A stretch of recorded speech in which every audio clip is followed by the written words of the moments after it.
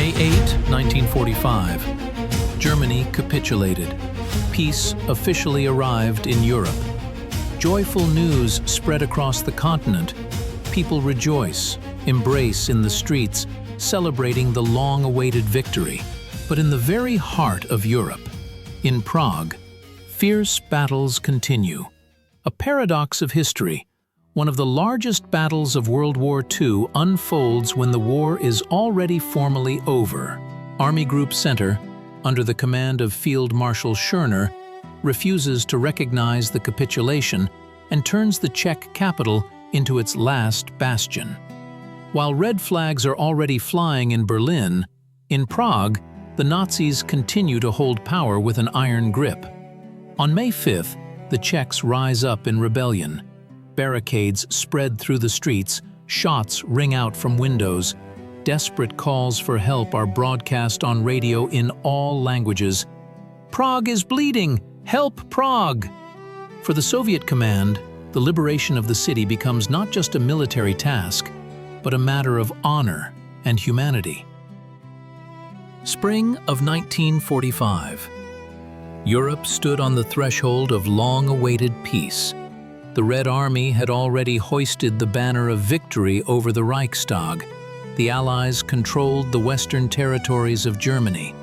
It seemed the war was over. However, in the very heart of Europe, a powerful hotbed of resistance remained. Army Group Center, under the command of Field Marshal Ferdinand Schörner. This group numbered about 900,000 men, was armed with over 10,000 guns and mortars and about 2,000 tanks and assault guns. In terms of its power, it surpassed the forces defending Berlin.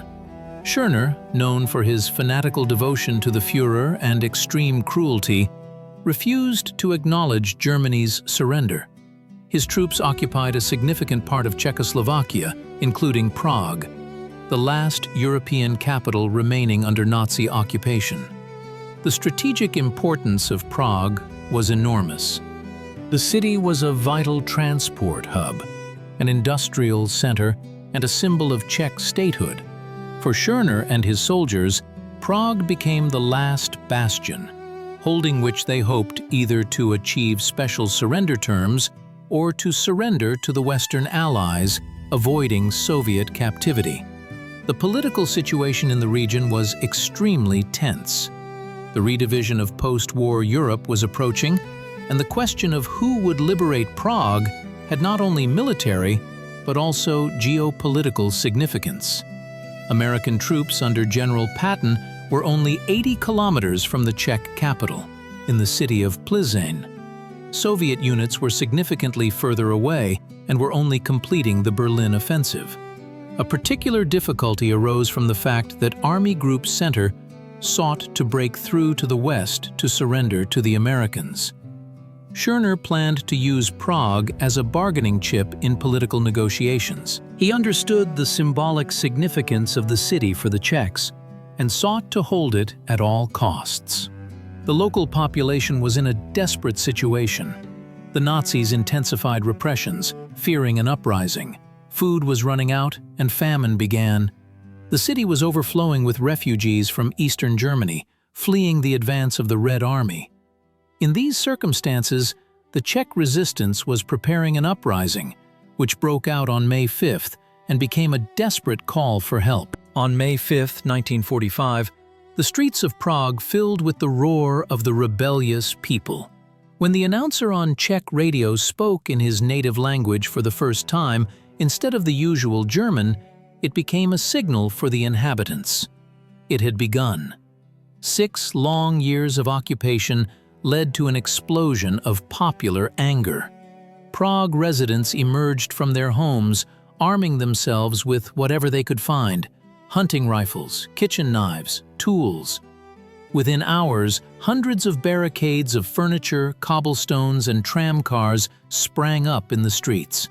The rebels seized the radio station building on Vinohradska Street, from where desperate pleas rang out, "Prague is bleeding!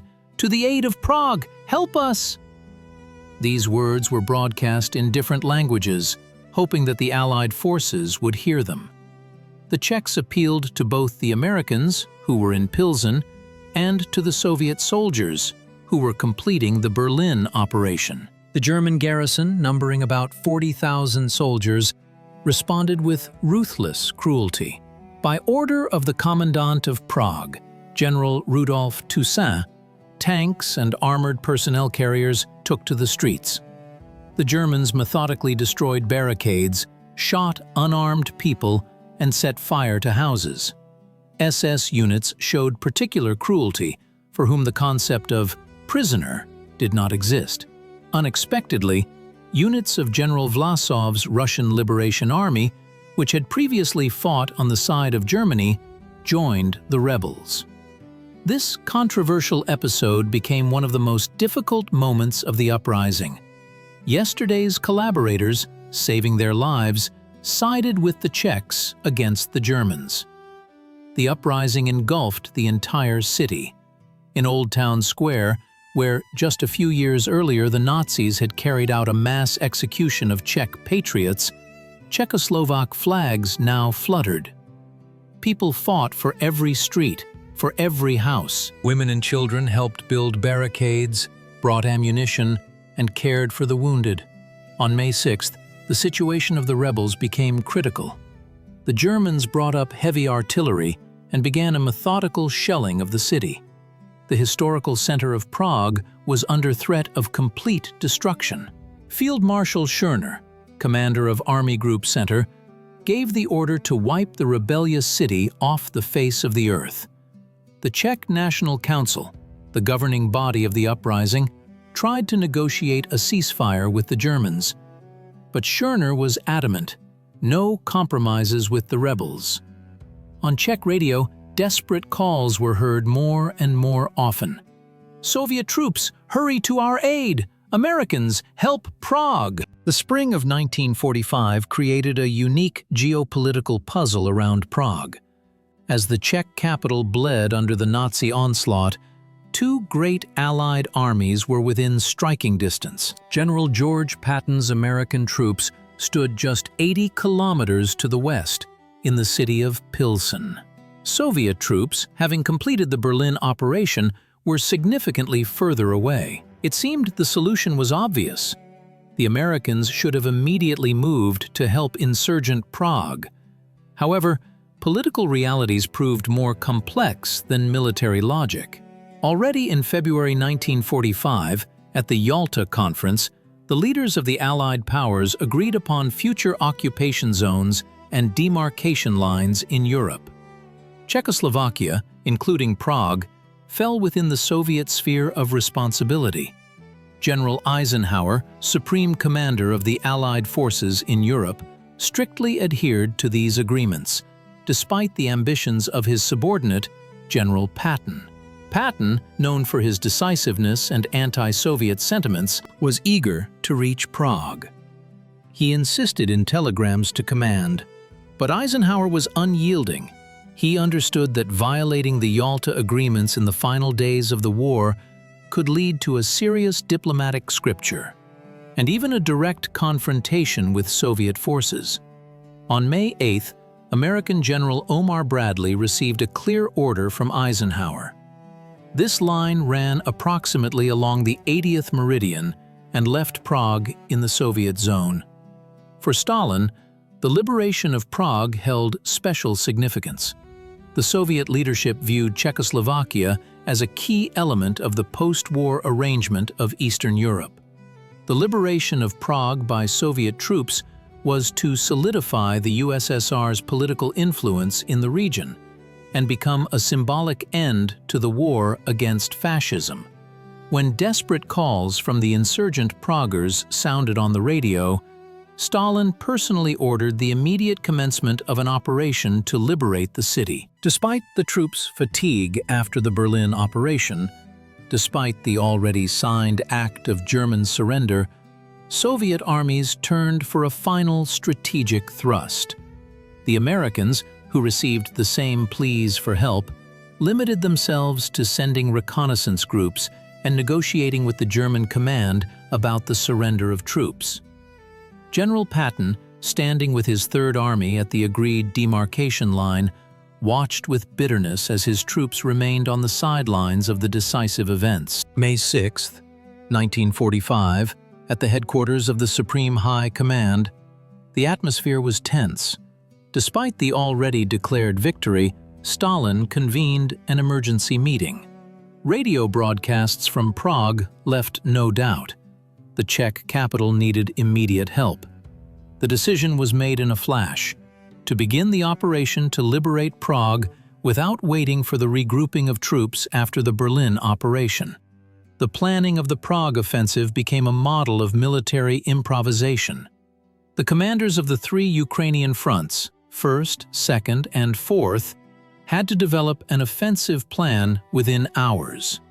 Marshal Konev, having received the order from the Stavka, immediately redirected the main forces of his 1st Ukrainian front from the Berlin direction to Prague. The troops were to make a rapid forced march through the Ore Mountains.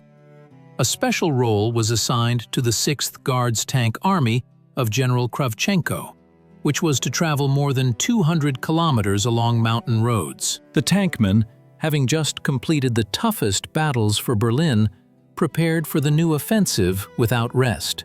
Mechanics worked around the clock, repairing damaged equipment. Crews received ammunition and fuel. Commanders bent over maps, plotting optimal routes through mountain passes. The Soviet command understood perfectly that every hour counted. Army Group Center was methodically destroying pockets of resistance in Prague. There was a real threat that by the time Soviet troops arrived, no trace of the uprising would remain. Therefore, traditional thorough preparation was impossible. They had to operate at the limit of human and technical capabilities. In total, more than 2 million people, thousands of tanks and aircraft were involved in the Prague operation. The 1st Ukrainian front was to advance from the north, from Dresden through the Ore Mountains. The 4th Ukrainian front was to attack from the east, from the Moravian Ostrava region. The 2nd Ukrainian front was tasked with advancing from the southeast, from the Brno region. The difficulty was that the troops had to overcome not only enemy resistance, but also serious natural obstacles. Mountain ranges with narrow, winding roads slowed the advance of equipment. Special skills were required for driving tanks and vehicles in mountainous conditions. Engineer units had to work at their limits, restoring bridges blown up by the Germans and clearing blockages. The 78th Rifle Division received a special assignment to ensure the passage of tank columns through mountain passes. The division's scouts went far ahead, identifying enemy ambushes and determining road conditions. Signalmen quickly established stable radio communication between the advancing units, which was critically important in mountainous terrain. On May 6, 1945, at 4 in the morning, when the pre-dawn gloom still enveloped the Czech forests, Soviet troops launched a decisive offensive. The first to move were the tank units of the 1st Ukrainian Front under the command of Marshal Konev. Heavy machines roared as they overcame the steep ascents of the Ore Mountains, their crews, who had not slept for 2 days, peering into the winding mountain roads. The 6th Guards Tank Army of General Kravchenko became the main striking force. The tank crews knew that every hour of delay meant hundreds of dead Prague citizens. Despite their fatigue after the Berlin operation, they drove their vehicles at maximum speeds. The mountain serpentines became a real test for the heavy T-34s and IS tanks. On sharp turns, the tracks slipped, the machines skidded, but the driver mechanics masterfully handled the controls. The German command did not expect such a rapid offensive. Field Marshal Schörner had calculated that Soviet troops would need at least a week to regroup after the Berlin operation. This week should have been enough to suppress the Prague uprising and begin the withdrawal of the main forces to the west, to the Americans. But the miscalculation proved fatal. The first serious resistance that Soviet tank crews encountered was near the city of Dresden. Here, the Germans had created a powerful defensive line, attempting to delay the advance of the Red Army. Artillery batteries, camouflaged in the mountain forests, opened a barrage of fire on Soviet columns. However, the command had foreseen this situation. Il-2 attack aircraft appeared in the sky, suppressing German firing points with precise strikes. By noon, the advanced units of the 6th Guards Tank Army had overcome the first mountain range and reached open operational space. Here, the 13th Army of General Pukov entered the battle. Infantrymen, moving behind the tanks, cleared roadsides and settlements of the enemy. German snipers, entrenched on mountain cliffs, tried to delay the advance, but were quickly neutralized by Soviet reconnaissance groups. Particularly fierce battles erupted for the city of Teplitz. Here, the Germans had concentrated elements of the SS Viking Division who resisted desperately. The SS men, understanding that they would receive no quarter, fought with fanatic stubbornness. Every house became a fortress, every intersection a battlefield. Soviet tank crews had to employ urban combat tactics honed in Berlin. Vehicles operated in pairs, covering each other and methodically suppressing enemy firing points. By the evening of May 6th, the advanced units of the 1st Ukrainian Front had covered more than 100 kilometers of the most difficult mountainous terrain, a pace unprecedented for an offensive in such conditions. The 4th Ukrainian Front of Marshal Yeryomenko also successfully advanced from the east, tying down significant enemy forces. The 2nd Ukrainian Front of Marshal Malinovsky attacked from the southeast, creating a threat of encirclement for the entire Army Group Center. The German command found itself in a critical situation. Field Marshal Schörner, realizing the scale of the disaster, gave the order for the main forces to retreat from Prague and concentrate them for a breakthrough to the west. However, it was already too late. Soviet tank wedges had deeply penetrated the enemy's defenses, creating the preconditions for encirclement. The 6th Guards Tank Army, under General Andrei Grigorievich Kravchenko, became the main spearhead of the Soviet offensive on Prague. These men had already covered thousands of kilometers of war, from the Kursk Bulge to Berlin, but now they were about to make what was perhaps the most incredible dash in the entire history of armored warfare. 200 kilometers on mountain roads in a single day, a task that seemed impossible even for experienced tank crews. In the early morning of May 7th, columns of heavy vehicles moved forward. T-34 and IS-2 tanks, Su-100 self-propelled guns, armored personnel carriers. This whole armada seemed to gnaw its way through the mountain passes of the Ore Mountains. Driver mechanics worked at the limit of human capabilities. Many had not slept for 2 days already. Mountain serpentine roads with sharp turns and steep elevation changes became a real test for heavy equipment. General Kravchenko made an unconventional tactical decision to divide the army into several independent detachments, each moving along a separate route. This avoided colossal traffic jams on narrow mountain roads and distributed the load on the transport network. The advanced detachments were led by the best tank commanders, Golovachev, Yudin, Formichev. Their task was not to get bogged down in protracted battles, but to rapidly break through, bypassing pockets of resistance. At a pass near Chinovek, the Germans set up a powerful anti-tank ambush. Camouflaged Ferdinands opened fire on the leading vehicles of the Soviet column. Lieutenant Colonel Fomichev, commander of the advanced detachment, instantly assessed the situation and gave the order for a flanking maneuver. While some tanks simulated a frontal attack, the main forces bypassed the German positions along goat paths and struck from the rear. The ambush was eliminated in 20 minutes, and the column continued its movement. By noon on May 7th, The advanced units of the 6th Guards Tank Army had overcome the mountain ranges and reached the plain. Now, the speed of movement increased to 30 to 40 kilometers per hour. The tank crews literally flew along the Czech roads, sweeping away small enemy roadblocks. Soviet attack aircraft constantly circled in the sky, covering the tank columns from possible air attacks. Repair and recovery battalions played a special role in this rapid dash. They moved directly behind the combat formations, eliminating breakdowns and damage on the fly. If a tank could not continue moving, its crew transferred to another vehicle, and the equipment was left to the repairmen. Thanks to this, the pace of the offensive did not slow down for a minute. The German command was completely unprepared for such speed of the Soviet offensive. Reports of approaching Russian tanks came from different directions, creating the impression that the Soviet army was attacking from everywhere at once. Field Marshal Schörner rushed between headquarters, trying to organize a defense. But his orders could no longer keep up with the rapidly changing situation.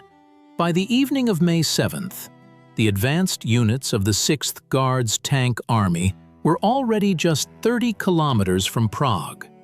Hundreds of kilometers of mountain roads, dozens of shattered German roadblocks lay behind them. The tank crews, despite their monstrous fatigue, understood they were on the threshold of a great victory. Prague lay ahead, where every hour of delay meant new casualties among the insurgent citizens. The 7th of May, 1945, became the day of the decisive battle for the approaches to Prague. At dawn, the troops of the 1st Ukrainian Front, having overcome the Or Mountains, reached operational space northwest of the Czech capital. Before them stretched the Vltava River Valley, and in the distance, the outlines of the city's outskirts were already visible. But between the Soviet tankmen and besieged Prague still stood elite units of the Wehrmacht and SS, desperately trying to hold the last line of defense. Particularly fierce battles unfolded in the area of Mielnik and Kralupy. Here, the SS Panzer Division, quote, and the Motorized Division, quote, created a powerful defensive stronghold. German, quote, and, quote, 3 tanks, skillfully camouflaged on dominant heights, fired aimed shots at the advancing Soviet units. Quote, self-propelled guns turned every height into an impregnable fortress. General Kravchenko, commander of the 6th Guards Tank Army, made an unconventional decision. Instead of a frontal assault, he directed the main forces to bypass the German fortifications. The 31st Tank Corps of General Grigoriev received orders to execute a deep flanking maneuver through forested terrain, considered impassable for heavy equipment. The risky plan worked. Soviet tankmen literally cut their way through the dense forest and suddenly appeared in the rear of the German defense. Simultaneously, the 9th Mechanized Corps of General Sukhov launched a diversionary attack from the front. The German command, convinced that the main attack was coming from here, transferred its last reserves to this sector.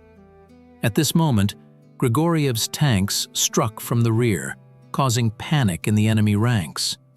An equally fierce struggle unfolded in the sky over the battlefield. German aces from the Udet Squadron tried to stop the Soviet offensive. Their Me-262 jet fighters posed a serious threat to Il-2 attack aircraft, but Soviet pilots from the 16th Air Army of General Rudenko, who had vast combat experience, managed to neutralize the aerial threat. By noon on May 7th, the enemy's defense began to crack at the seams. SS tank divisions, realizing the inevitability of encirclement, began to retreat towards American positions.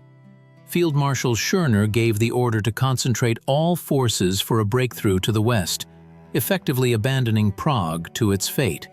For Army Group Center, the main task became not holding the Czech capital, but saving their own skin. Special courage was shown on this day by the scouts of the 62nd Guards Tank Brigade. A group under the command of Senior Lieutenant Goncharenko, on captured motorcycles, broke through German roadblocks and established contact with insurgents in the suburbs of Prague.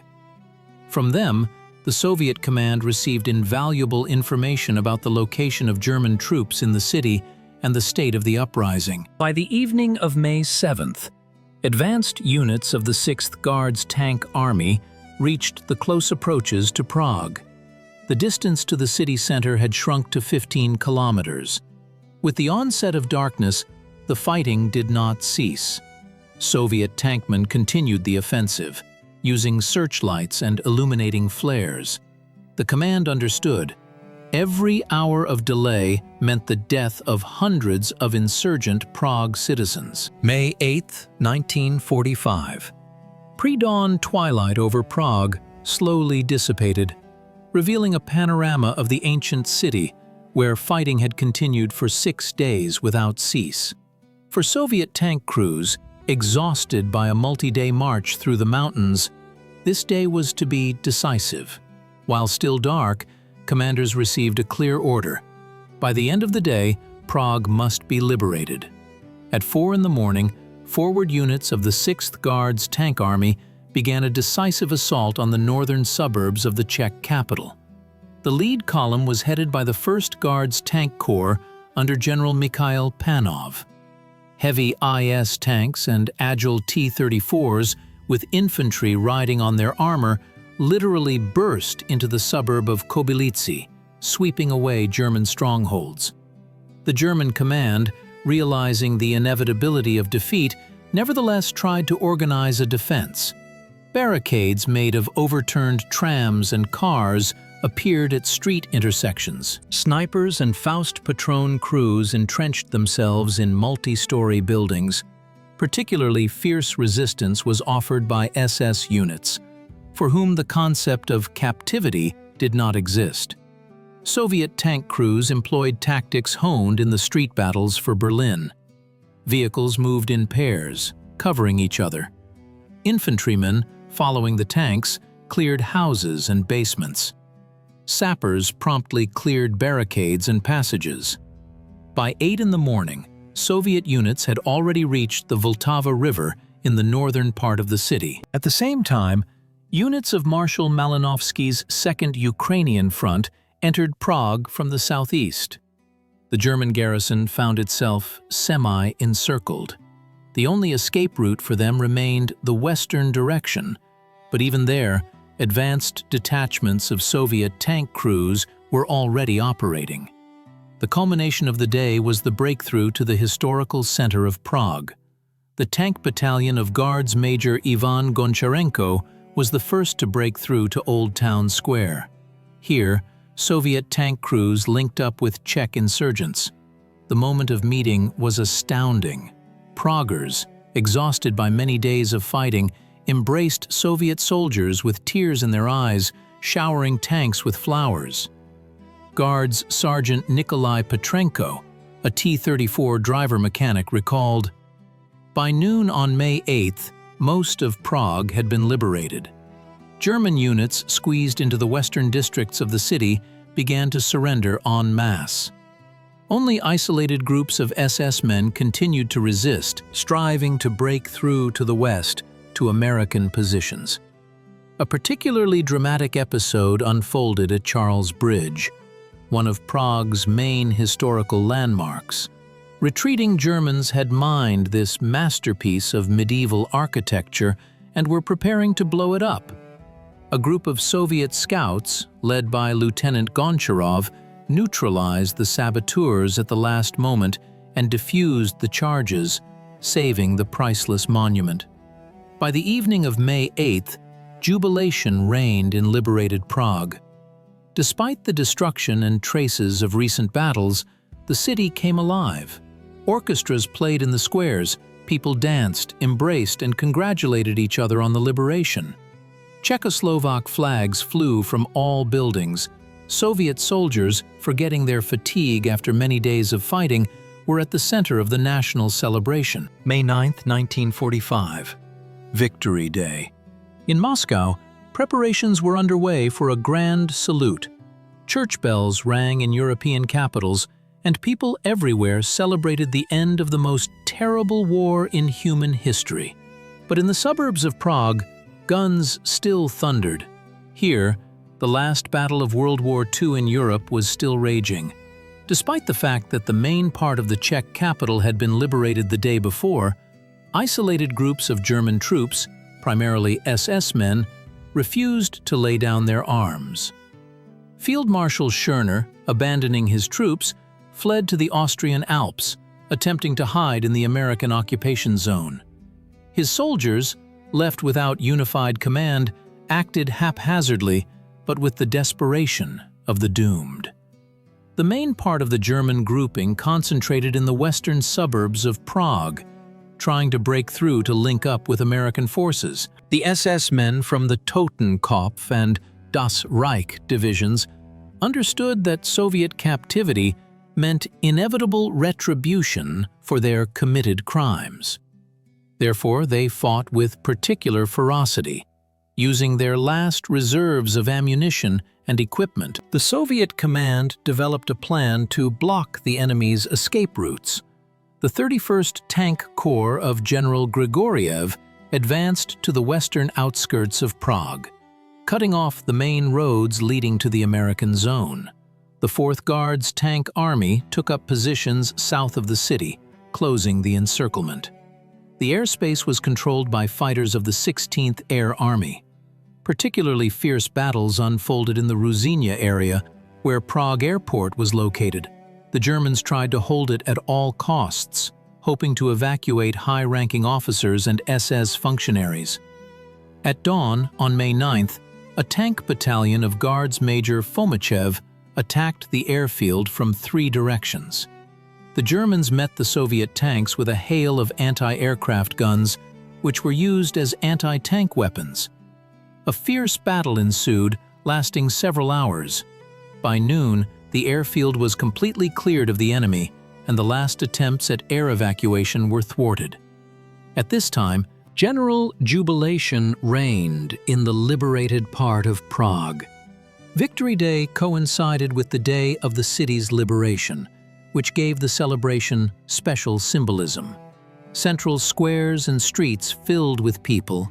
Czechs embraced Soviet soldiers, gave them flowers, treated them to wine and homemade pastries. Many Prague residents brought out family heirlooms from their homes, embroidered national flags, which had been carefully preserved throughout the 6 years of occupation. A spontaneous rally took place in Old Town Square. Representatives of the Czech resistance, Soviet officers, and ordinary city residents spoke from an improvised tribune. Words of gratitude, vows of eternal friendship, and promises never to forget the liberators' feet were heard. The Czech police orchestra performed national melodies and Soviet military marches. A particularly touching moment was the laying of flowers at the monument to Jan Hus, a national hero of the Czech Republic. Soviet soldiers and Czech rebels, shoulder to shoulder, honored the memory of all who fell in the fight against Nazism. Many did not hide their tears. This victory came at too high a price. By the evening of May 9th, the last pockets of resistance in the suburbs of Prague were suppressed. Over 160,000 German soldiers and officers surrendered. Not only the Prague offensive, but also the entire Great Patriotic War came to an end. The last shot in Europe was fired precisely here, in the outskirts of the Czech capital. The Elbe Link-Up, a legendary symbol of Allied unity in the fight against fascism. Yet, few know that similar encounters also took place during the Prague Offensive, serving as a unique epilogue to wartime cooperation and a prologue to the coming Cold War.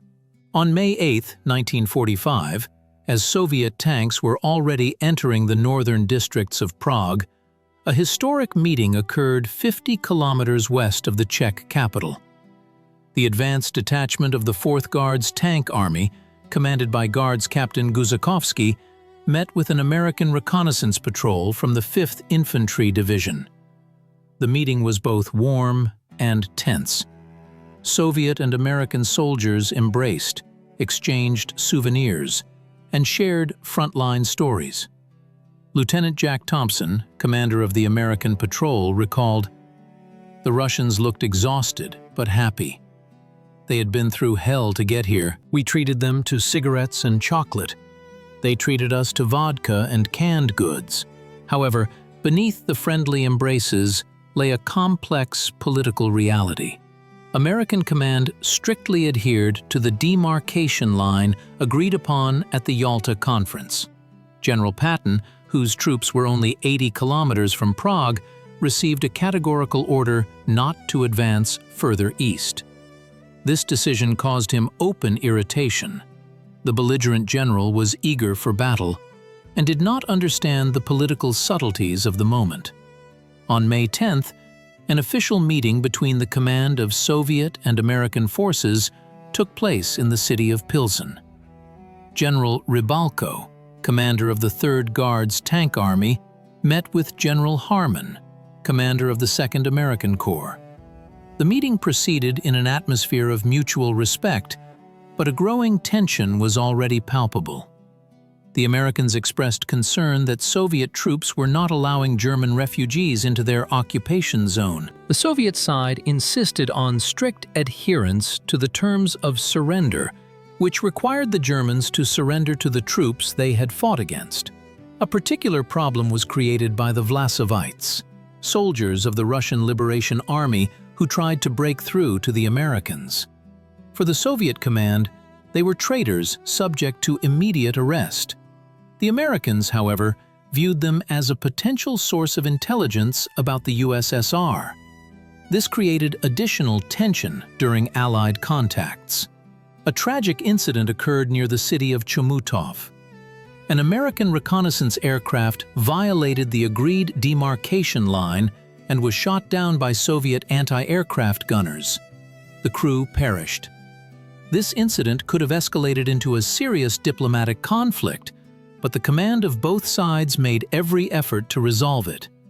The bodies of the American pilots were ceremoniously handed over to U.S. representatives, and the Soviet command expressed official condolences. Despite growing contradictions, ordinary soldiers continued to treat each other warmly.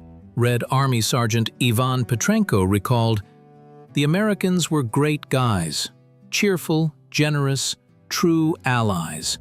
We didn't know English, they didn't know Russian, but that didn't stop us from understanding each other. We defeated fascism together, and that was the main thing." Historical documents preserve photographs of joint Soviet-American patrols in the border areas of Czechoslovakia. These images became the last evidence of the combat brotherhood of two great powers before the start of the Cold War. Within a few months, the rhetoric would change. Yesterday's allies would become ideological adversaries, and the meetings on the Elbe and in Czechoslovakia would remain a bright memory of a time when a common enemy united different peoples and political systems. Army Group Center, under the command of Field Marshal Ferdinand Schörner, represented the last stronghold of the Third Reich in Europe. Even after Germany's official surrender on May 8th, this group continued to fight as if the war hadn't ended. Schörner, nicknamed Bloody Ferdinand for his cruelty, refused to acknowledge defeat and led his soldiers into a final doomed battle. What drove this man? Ferdinand Schörner was a staunch Nazi, one of Hitler's most devoted generals. On April 30th, 1945, the day of the Führer's suicide, he was promoted to Field Marshal and appointed Commander-in-Chief of the German Army. For Schörner, surrender was tantamount to betrayal. He instilled in his soldiers the belief that the battle for Prague was the last chance to turn the tide of the war. German soldiers, exhausted by years of fighting, no longer believed in victory. Many understood the futility of resistance. However, Schörner maintained discipline through extremely brutal methods. By his order, special flying tribunals were created, issuing death sentences to deserters and defeatists. Thousands of German soldiers were executed for attempting to surrender or simply for discussing the possibility of capitulation. In the final days of the war, the Field Marshal issued an order stating that any soldier found in the rear without documents confirming his right to be there was subject to immediate execution. Gallows with the bodies of hanged deserters stood at crossroads as a terrible warning. This turned the retreat of Army Group Center into a real nightmare for its own soldiers.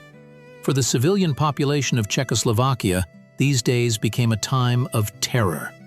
Retreating German units, especially SS divisions, carried out bloody massacres of civilians.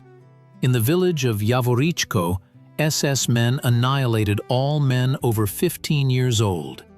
In Velké Meziříčí, 60 hostages were executed. This was the agony of a dying regime, the last convulsions of the Nazi extermination machine. The fate of the German soldiers themselves was particularly tragic. Many of them, especially young conscripts from the Volkssturm, had been deceived by propaganda. They were told that Soviet captivity meant inevitable death. Schörner spread rumors that the Americans would accept German units and treat them humanely, unlike the Russians. This led many German soldiers to desperately try to break through to the west, to American positions. On May 8th, as the whole world celebrated victory, Schörner gathered his generals for a final meeting. He announced that he did not recognize the surrenders signed in Reims and would fight to the last soldier. However, the very next day, the field marshal secretly abandoned his troops. Dressed in civilian clothes, he fled to Austria, hoping to hide. His abandoned soldiers continued to fight and die, unaware that their commander was already saving his own life. This betrayal was the final blow to the morale of the German troops. Upon learning of Schörner's flight, many units began to surrender en masse.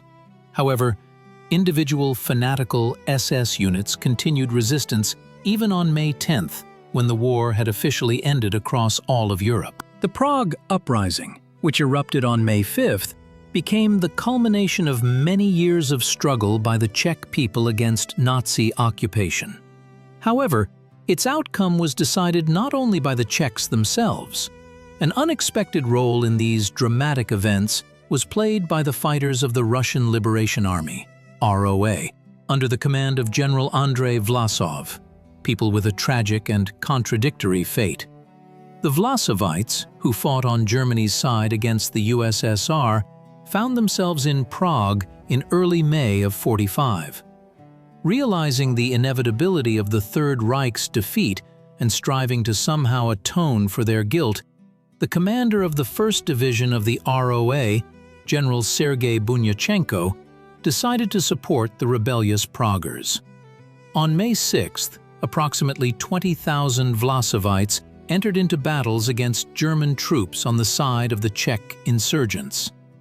This decision was a shock to the German command and a temporary salvation for the rebels. Possessing heavy weaponry, including artillery and tanks, ROA units were able to push the Germans out of several districts of Prague.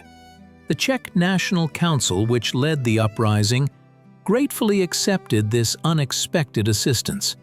One of the leaders of the Czech resistance, Albert Prazák, recalled, "Their appearance was like a breath of fresh air for us. Our fighters fought bravely, but they lacked weapons and combat experience." The Vlasovites, however, were professional soldiers. However, this alliance proved to be short-lived. Already on May 7th, having received news of the rapid approach of Soviet troops, Bunyachenko gave the order to retreat.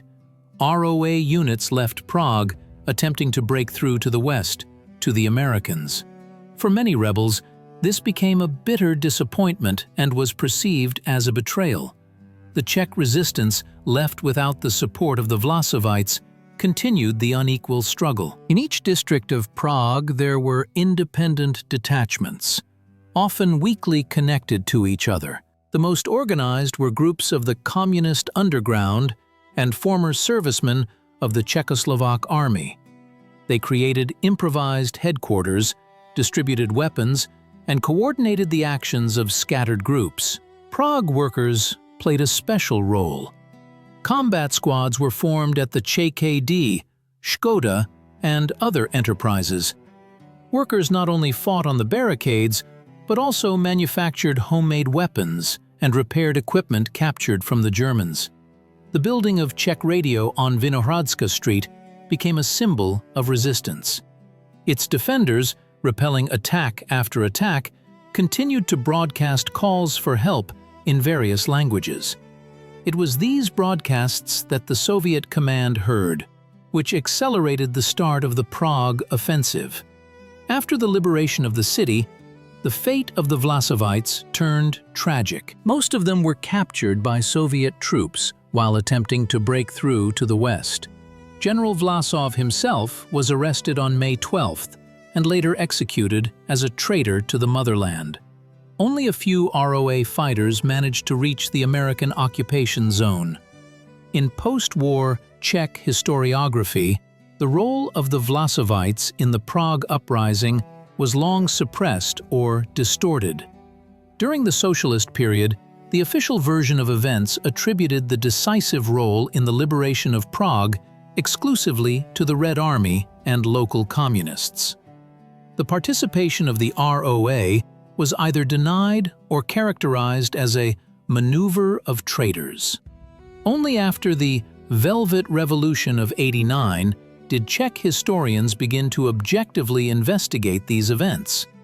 Modern Czech historiography recognizes the important, albeit controversial, role of the Vlasovites in saving Prague from destruction in the early days of the uprising. The Prague offensive claimed thousands of lives in the days when the world was already celebrating victory.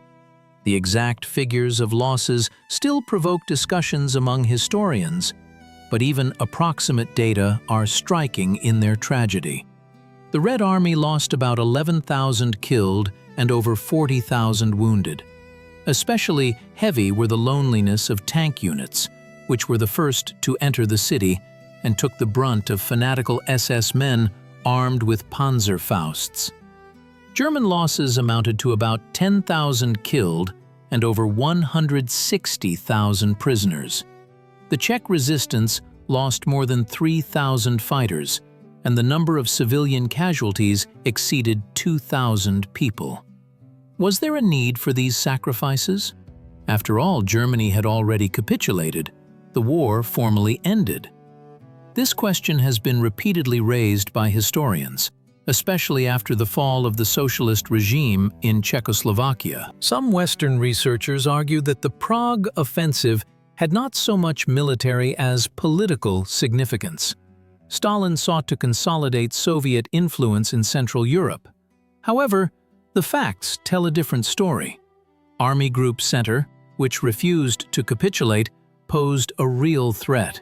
Almost 1 million well-armed soldiers and officers under the command of the fanatical Nazi Schörner could have turned Prague into ruins, destroying thousands of insurgents and civilians. Inaction by Soviet troops would have led to a humanitarian catastrophe. The strategic significance of the Prague offensive went far beyond the liberation of a single city.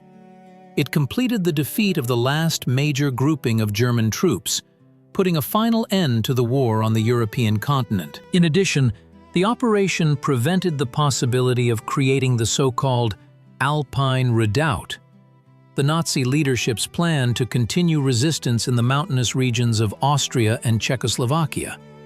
The American command, which was significantly closer to Prague, decided not to intervene, observing the previously agreed demarcation lines. General Eisenhower understood that the liberation of Prague by Soviet troops was not only a military necessity, but also a tribute to the colossal sacrifices that the USSR made in the fight against Nazism. The price of liberating Prague was high but inevitable. Every Soviet soldier who died after May 9th became a symbol that war does not end by order or official document. It ends when the last shot is fired, when the last civilian can walk the streets of their city without fear. After the war, a memorial to Soviet liberator soldiers was erected in Prague's Olszany Cemetery. The names of those who gave their lives in the last days of the war are carved on granite slabs. Every year on May 9th, people come here to lay flowers and honor the memory of the heroes. For a long time, this was part of an official ceremony. But even after the political changes of the 90s, many Prague residents continue this tradition at the call of their hearts. The Prague Offensive became not merely the concluding chord of World War II in Europe, but also a symbolic boundary between eras. Its historical significance extends far beyond military strategy, touching upon deep layers of European politics and the cultural memory of peoples. The liberation of the Czech capital by Soviet forces determined the post-war arrangement of Central Europe for decades to come, becoming one of the cornerstones of the New World Order. For the Soviet Union, this victory held special meaning. After 4 years of the most arduous war, which claimed the lives of millions of Soviet citizens, the country completed its liberation mission in Europe precisely in Prague, an ancient Slavic city with a rich history. Thousands of Soviet soldiers who gave their lives for the freedom of the Czechoslovak people became a symbol of the brotherhood of Slavic peoples, an idea actively cultivated in the post-war years. For Czechs and Slovaks, the liberation of Prague meant the restoration of independent statehood after 6 years of Nazi occupation. Gratitude to the liberators was sincere and all-encompassing. Throughout the country, monuments to Soviet soldiers were erected, and streets and squares were named after the heroes of the Prague Offensive. May 9th became a national holiday, celebrated with particular grandeur. However, the perception of these events underwent significant changes after the Velvet Revolution of '89 and the collapse of the socialist bloc. In the new political realities, a re-evaluation of many aspects of history began. Some Czech historians started to emphasize the role of internal resistance and the Prague uprising, somewhat diminishing the significance of the Soviet operation. Works appeared in which the liberation of Prague was viewed not as an act of salvation, but as the beginning of a new occupation, this time Soviet. Monuments to Soviet soldiers, which for decades had been sites of official ceremonies, found themselves at the center of political discussions. Some were subjected to vandalism, others were dismantled under various pretexts. The most famous case is the demolition of the monument to Marshal Konev in Prague in the spring of 2020, which caused a diplomatic scandal between Russia and the Czech Republic. Such a re-evaluation of the past reflects not only political changes, but also the complex process of forming national identity in post-socialist countries. For many Czechs, the liberation of Prague became a contradictory symbol. On the one hand, salvation from Nazism. On the other, the beginning of an era of Soviet influence, which ended only in '89.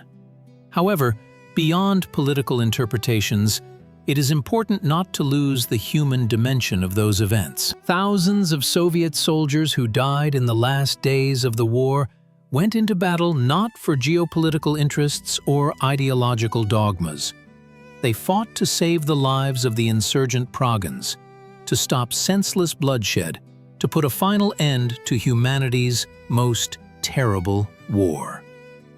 Preserving the historical memory of the Prague Offensive in modern conditions requires a balanced, objective approach.